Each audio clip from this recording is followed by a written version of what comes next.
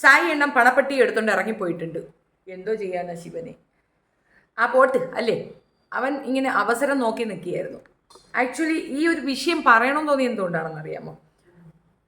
സായി ഒന്നാമത് ഈ ഒരു സീസൺ 6 കയറിയ ഏറ്റവും മോശപ്പെട്ട ഒരു എൻട്രി ആണെന്ന് പറയും. അയാളുടെ ക്യാരക്ടറല്ല പറഞ്ഞത്.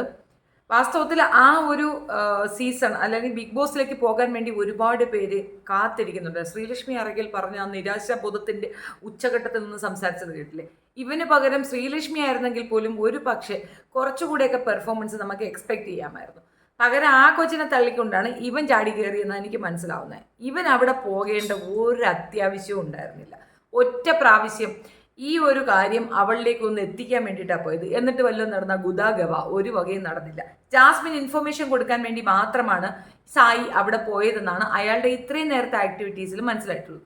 അപ്സര ഭയങ്കരമായിട്ട് ബൂസ്റ്റപ്പ് ചെയ്ത് പറയുന്നുണ്ട്, ജെനുവിനായി നിൽക്കുന്ന സായി. അപ്സരയ്ക്ക് മുമ്പ് ഇവരെയൊക്കെ അറിയാമല്ലേ? നമ്മളൊക്കെ മനസ്സിലാക്കിയത് എന്താണ്? ബിഗ് ബോസ് എന്ന് പറയുന്നത് 10, 18 അല്ലെങ്കിൽ 20 എത്ര പേരോ നമ്പേഴ്സ് ഓഫ് പീപ്പിൾ എല്ലാവരും ഒന്നിച്ച് ഒരു കുടക്കീഴിൽ, അതും വ്യത്യസ്ത അഭിപ്രായമുള്ള വ്യത്യസ്ത മേഖലകളിൽ നിന്ന് വന്ന പരസ്പരം അറിഞ്ഞുകൂടാത്ത ആളുകൾ 100 ദിവസം അവിടെ കണ്ടിന്യൂ ചെയ്യുന്നു. ഇതല്ലേ അതിൻ്റെ കൺസെപ്റ്റ്. ഇവിടെ നോറ, ജാസ്മിൻ, റസ്മിൻ, ഗബ്രി ഇവരൊക്കെ പറഞ്ഞു വെച്ച് വന്നതാണെന്ന് പറയുന്നു. ഇനി വേറൊരു വശം പറയുന്നത് ജിൻഡോ, നോറ പറഞ്ഞു വെച്ച് വന്നതാണെന്ന് പറയുന്നു. എന്ത് തന്നെ ആയാലും ഇവർക്കെല്ലാം പരസ്പരം അറിയാമായിരുന്നു. എല്ലാം പുറത്തുനിന്ന് വെച്ച് എല്ലാം ഡിസ്കസ് ചെയ്ത് ഓക്കെ ആക്കി വന്നതാണ്. സിജോയും പിന്നെ സായിയും ശരിക്ക് വെൽ പ്ലേഡാണ്. അതിനകത്തും അവർ കൂട്ടുകക്ഷിയായിരുന്നു, പുറത്തും അവർ കൂട്ടുകക്ഷികളായിരുന്നു. അതിന് ഒരുപാട് തെളിവുകൾ നമുക്ക് കാണിക്കാൻ പറ്റും. അപ്പോൾ യഥാർത്ഥത്തിൽ ഈ സീസൺ 6 തീർച്ചയായിട്ടും കിക്ക് എന്ന സംഘടനയും അതിൻ്റെ പന്ന ടീം അംഗങ്ങളും കയറി അങ്ങ് ഏറ്റു എന്നുള്ളതാണ് മനസ്സിലാകുന്നത്. ഇതിനകത്തുള്ള എല്ലാ എണ്ണവും ആ വാൽമാക്രിയുടെ കൂട്ടുകാർ തന്നെയാണ്. അതായത് ഉത്തമ ഇവന്മാർ തന്നെ നടത്തിയ ഒരു ഷോ ആയിട്ടാണ് എനിക്ക് അതിനകത്ത് മനസ്സിലായത്. ബാക്കിയുള്ള കുറേ മന്ദബുദ്ധികൾ അതിനകത്ത് വന്ന് ചാടിക്കൊടുത്തു. ഒരാൾക്ക് പോലും സായിയൊക്കെ ചെയ്യുന്നതിനോ പറയുന്നതിനോ എഗൻസ്റ്റ് ആയിട്ട് പറയാനോ വാതുറക്കാൻ പോലും പറ്റുന്നില്ല. അയാൾ അതിനകത്ത് എന്ത് ചെയ്തു എന്ന് ചോദിച്ചാൽ ഉത്തരവില്ല. പക്ഷെ ഒന്നും ചെയ്യാതിരിക്കുന്ന ഒരു ക്രൈമാണ്. നിനക്ക് അതിനകത്ത് പ്ലേ ചെയ്യാൻ വയ്യാന്നുണ്ട്. നിനക്ക് ഊരുവേദനയാണ്, നീ അങ്ങോട്ട് തള്ളിക്കയറി പോവേണ്ട കാര്യമില്ലായിരുന്നല്ലോ. ഞാൻ നേരത്തെ പറഞ്ഞതുപോലെ തന്നെ സൂചനകളല്ല, കൃത്യമായി പറഞ്ഞാൽ ഈ മുതുകുവലിയുള്ളവൻ, അതായത് നട്ടലുള്ളവൻ, നട്ടല് വേദനയൊക്കെ വരും. പക്ഷെ അതില്ലാതെ വേദന വന്ന ഒരു നട്ടലില്ലാത്ത വേദനയാണ് ആ നട്ടല് വേദന എന്ന് ഞാൻ മനസ്സിലാക്കുന്നു. കാരണം സ്റ്റാൻഡായിട്ട് കുറച്ച് നേരം നിന്നാൽ തന്നെ, സ്ട്രെയിൻ എടുത്താൽ തന്നെ പെട്ടെന്ന് വീണ്ടും നട്ടല് വേദന വരികയും പ്രശ്നം വരികയും ചെയ്യും. അപ്പോൾ നോർമലി ഇത്തരം പെയിൻ ഉള്ളവരെ ഇങ്ങനെയുള്ള പ്ലേയിൽ നിന്ന് മാറ്റി നിർത്തും. ഒരു കാലിൽ ബാലൻസ് ചെയ്ത് മറ്റേ കാലുകൊണ്ട് പൂച്ചട്ടി ഹോൾഡ് ചെയ്യണ ഒരു ഇതിനകത്ത് 1 മണിക്കൂറിന് മേലെ ഇവൻ നിന്നിട്ടുണ്ട്. അതിൻ്റെ അർത്ഥം ഇവന് ഊരുവേദനയില്ല, ഒരു കുന്തവും ഇല്ല. ഇവൻ താൽക്കാലികമായി അതിനകത്ത് പോയി കുറച്ച് ഷോ ഓഫ് കാണിക്കാനാണ് പോയത്. ലാസ്റ്റ് മിനിറ്റിലും ഒരു ഷോയും കുറച്ച് സംസാരിക്കാൻ എല്ലാവരുടെ അടുത്ത് ഞാനങ്ങ് പറഞ്ഞ് തകർത്തിട്ട് ഇറങ്ങാം. എന്തായാലും കൊള്ളാം. അത് മാത്രമല്ല, ഈ ഒരു രാജാറാണി വേഷത്തിൽ പുള്ളിക്കാരൻ കാണിച്ചൊരു പേക്കൂത്തുണ്ട്. അതായത് പാൻറ്റൊക്കെ ഇട്ടുണ്ട്, ജെട്ടിയൊക്കെ ഇട്ടുകൊണ്ട് വന്നിട്ട് രാജാവായി കളിച്ചാൽ മതി എന്ന് പറയുന്നുണ്ട്. അതായത് സത്യം പറഞ്ഞു കഴിഞ്ഞാൽ ഈ 5 ലക്ഷം എടുത്തുകൊണ്ട് അവൻ ഇറങ്ങിപ്പോയപ്പോൾ തലവേദന ഒഴിഞ്ഞത് ബിഗ് ബോസിനാണ്. കാരണം ഹൈ പേയ്മെൻറ്റ് കൊടുത്ത് ഈ വായിനോക്കി അതിനകത്ത് കൊണ്ടുവന്ന് എന്തിനാണെന്ന് പോലും മനസ്സിലാവാതെ അന്തം വിട്ട് നിൽക്കുകയാണ് ബിഗ് ബോസ് എന്നാൽ. എനിവേ പുറത്തായിട്ടുണ്ട്. 5 ലക്ഷത്തിൻ്റെ ചുറ്റും കിടന്നിങ്ങനെ അവളവളവളവളവളവളവളവളന്ന് കറങ്ങി. ഇവനിത് എടുത്തില്ലെങ്കിൽ മേ ബി കുറച്ചുകൂടെ എമൗണ്ടിന് വീണ്ടും ഒരു ഓഫർ വന്നേനെ. ഒരു പക്ഷേ ആ ഋഷി അതെടുത്തുകൊണ്ട് പുറത്തേക്ക് വന്നത് അവന് പ്രയോജനപ്രദവുമാകുമായിരുന്നു. ഇതിന് മുമ്പത്തെ കാര്യമാണെങ്കിൽ 3 പെൺകുട്ടികൾ അതിന് പുറത്താക്കാനായിട്ട് മെയിൻ പ്ലേ കളിച്ചത് ഇവനാണ്. ശരണ്യ, അപ്സര, നന്ദന. അതിൽ അപ്സരയുടെ പുറത്തേക്കുള്ള പോക്ക് ഏറ്റവും കൂടുതൽ ഓപ്പൺ അപ്പ് ചെയ്തു കൊടുത്തത് ഇയാളാണ്. ഒന്നാമതേ അപ്സരയ്ക്കെതിരെ കുറച്ചധികം കുത്തിത്തിരിപ്പിൻ്റെ പേരിൽ സിബിൻ പറഞ്ഞ കാര്യങ്ങളൊക്കെ വെച്ചിട്ട് തന്നെ ഒരു ദേഷ്യം എല്ലാവർക്കും ഉണ്ടായിരുന്നു. അത് കുറച്ചുകൂടെ ബ്രൈറ്റാക്കി കൊടുത്തത് ശരണ്യയും അപ്സരയും നന്ദനയും വെച്ച് കളിച്ച ആ ഒരു ബിഗ് ബോസിനകത്ത് നടന്നൊരു 5 സ്റ്റാർ ഹോട്ടൽ ടാസ്കില്ലേ അതിനകത്താണ്. അതിൽ ഏറ്റവും കൂടുതൽ അരഗണ്ടായിട്ട് ഭയങ്കര ഇറിറ്റേറ്റിംഗ് ക്യാരക്ടറായിട്ട് ആളുകളുടെ മുന്നിലേക്ക് റിവീലായത് അപ്സരയാണ്. അപ്പം അപ്സരയെ പുറത്താക്കാൻ മെയിനായിട്ട് ബുദ്ധി ഉപദേശിച്ചു കൊടുത്തത് ഈ വാഴയാണ്. ഈ വാഴയുടെ വാക്ക് കേട്ടിട്ടാണ് അപ്സര കൊച്ചു പാവം, അവൻ പറയണതായിരിക്കും ശരി, അവനായിരിക്കും ഇനി പുറത്തേക്ക് ഇറങ്ങിക്കഴിഞ്ഞാൽ സീരിയൽ, സിനിമ 15.5 കോടി രൂപയും കൊണ്ട് അതിനകത്ത് പോയതാണ് ആളുകൾക്ക് സിനിമയും സീരിയലും പിടിക്കാനായിട്ട്.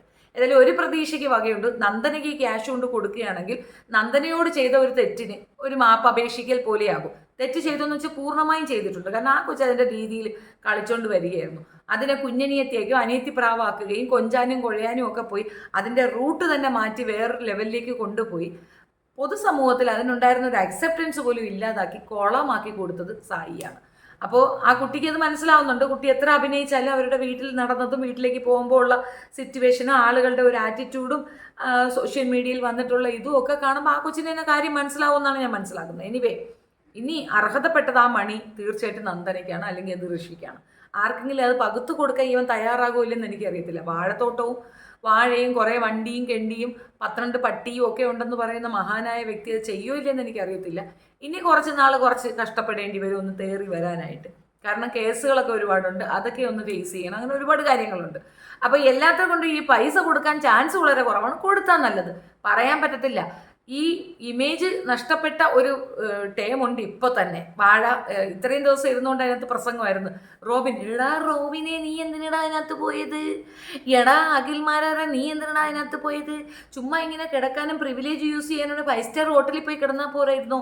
5 സ്റ്റാറിന് എന്തിനാ അതിനകത്ത് പോയി കിടന്നതെന്നൊക്കെ പറഞ്ഞ് എല്ലാവരും വിമർശിച്ചിട്ട് അതിനകത്ത് താൻ തന്നെ പോയി ഒരു ഷോ ഓഫ് കാണിച്ച് ഇറങ്ങി വരികയാണ് ചെയ്തത്. ഷോ ഓഫ് എന്ന് പറയാനൊന്നും ഷോയും ഇല്ലായിരുന്നു, ഒരു കുന്തവും ഇല്ലായിരുന്നു. ഉണ്ണുക, ഉറങ്ങുക, ഒരു ജെട്ടി ഇട്ടുകൊണ്ട് അങ്ങോട്ടും ഇങ്ങോട്ടും നടക്കുക എന്നതിനപ്പുറം ഇവനെ കൊണ്ട് എന്തെങ്കിലും വാഴയ്ക്ക് അവിടെ നടന്നതായിട്ട് നിങ്ങൾക്ക് തോന്നുന്നുണ്ടോ? സോ ഓൾ ടോട്ടൽ ഒരു മന്ദബുദ്ധി ഷോയും മന്ദബുദ്ധിക്ക് ഏറ്റവും ഷോയും കുറേ മന്ദബുദ്ധികളുമായിരുന്നു സീസൺ 6 എന്ന് പറയേണ്ടി വരും. ഈ 5 ലക്ഷം രൂപയിൽക്കാൾ കൂടുതൽ ചിലപ്പോൾ ഓഫർ വരാൻ ചാൻസ് ഉണ്ടായിരുന്നു. ഋഷി 5 ലക്ഷം എടുക്കുമോ എന്ന് ഭയന്ന് കറങ്ങി പെട്ടെന്ന് കയറി അതിൽ പിടിക്കുകയാണ് പുള്ളി ചെയ്തത്. ആകെ മൊത്തത്തിൽ 0 ലെവലാണ് ആള്. ഡബിൾ സ്റ്റാൻഡ് പോയിട്ട് ഒരു സ്റ്റാൻഡ് പോലും ഇല്ലാത്ത ഒരു 0 ലെവൽ വ്യക്തിയാണ് അയാളെന്ന് തെളിയിക്കാൻ ഈ ഒരു പ്രവൃത്തി ഉപകരിച്ചു എന്നുള്ളതാണ്. പിന്നെ ഇനി ഇവൻ്റെ പടുമോന്ത കാണണ്ടല്ലോ എന്നൊരു സമാധാനമുണ്ട് ഞങ്ങൾക്ക്. സത്യം പറഞ്ഞാൽ ഇപ്പം ലൈവിലൊന്നും വലിയതായിട്ടൊന്നും നടക്കുന്നൊന്നുമില്ല, എന്നാലും ഇവൻ്റെ മോന്ത കാണണ്ടല്ലോ. ഇതിൽ നോറയും ജാസ്മിനും ഉറച്ചു വിശ്വസിക്കുന്നത് അവർ ടോപ്പ് 5-ലെത്തും, കപ്പ് രണ്ടുപേരും കൂടെ ഒന്നിച്ചടിക്കുമെന്നാണ് അവർ രണ്ടും വിചാരിച്ചു വെച്ചിരിക്കുന്നത്. ജിൻഡോ ആളുകളുടെ ഒരു പ്രവചനം കൊണ്ട് ചിലപ്പോൾ ഞാനും കപ്പടിക്കാൻ ചാൻസ് ഉണ്ടെന്ന് പറഞ്ഞ് അയാളും കപ്പിൻ്റെ ഒരു വശത്ത് പിടിച്ചുകൊണ്ട് നിൽപ്പുണ്ട്. കുറേ പ്രേക്ഷകരുടെ ഒരു വിശ്വാസം ഇഷ്ടം കൊണ്ട് അഭിഷേകിന് കപ്പ് കിട്ടുമെന്ന് കുറേ പ്രേക്ഷകർ അവരും വിശ്വസിച്ച് നിൽക്കുന്നുണ്ട്. ഈ 4 പേർക്കിടയിൽ അർജുൻ ചിലപ്പോൾ എനിക്കൊരു സൈസ് കിട്ടിയാലോ എന്നും പറഞ്ഞുകൊണ്ട് നിൽക്കുന്നുണ്ട്. അർജുനെ ഒട്ടി ശ്രീതു. ഇതാണ് ഇപ്പോഴത്തെ അവിടുത്തെ കണ്ടീഷൻ. എനിവേ, ഇവൻ പുറത്തായിട്ടുണ്ട്. ആ ഒരു ഇൻഫർമേഷൻ പാസ് ചെയ്തു. That's it. Thank you. Tata bye bye bye പറഞ്ഞ് പോകുന്നതിന് മുമ്പ് ഒരു ഉപദേശമൊക്കെ തന്നിട്ടുണ്ടായിരുന്നു. മണ്ടൻ കൊണാപ്പൻ പുറത്തുനിന്ന് നോക്കിയാലേ അറിയാവുള്ളൂ. ഓൻ്റെ ഉപദേശത്തിന് ചാണകത്തിൻ്റെ വില പോലും ഇല്ല എന്ന്.